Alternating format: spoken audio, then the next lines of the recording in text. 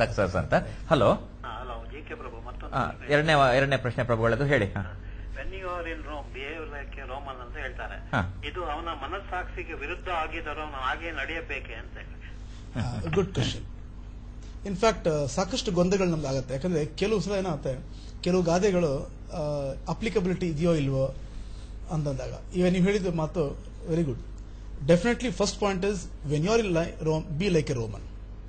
ಒಂದು point. At the same time don't go against your inner will ಅಥವಾ ನಿಮ್ಮ ಆತ್ಮಸಾಕ್ಷಿ ವಿರುದ್ಧ ಹೋಗಬೇಡಿ. ಈಗ ಫಾರ್ ಎಕ್ಸಾಂಪಲ್ ಉದಾಹರಣೆಗೆ ನಾನೀಗ ಸಾಧಾರಣ ಒಂದು 20 ಬೇರೆ ಬೇರೆ ನಗರದಲ್ಲಿ ನಾನು ಕಾರ್ಯಕ್ರಮ ಮಾಡ್ತಾ ಇದ್ದೀನಿ. ಹಾಗಾಗಿ ಹೆಚ್ಚಿಗೆ ನಾನು ಮನೆಯಲ್ಲಿರೋದಕ್ಕಿಂತ ಹೊರಗೆ ಇರೋದೇ ಹೆಚ್ಚು.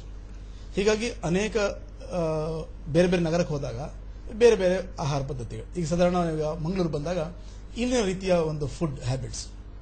ಸೊ ಬೇಸಿಕಲಿ ನನ್ನ ಪ್ರಶ್ನೆ ಕೇಳಿದಾಗ ನನಗೆ ಈ ಫುಡ್ ಹ್ಯಾಬಿಟ್ಸ್ ಅಷ್ಟೊಂದು ಇಷ್ಟ ಆಗೋದಿಲ್ಲ, ಅಂದ್ರೆ ಇಲ್ಲಿನ ಕೆಲವು.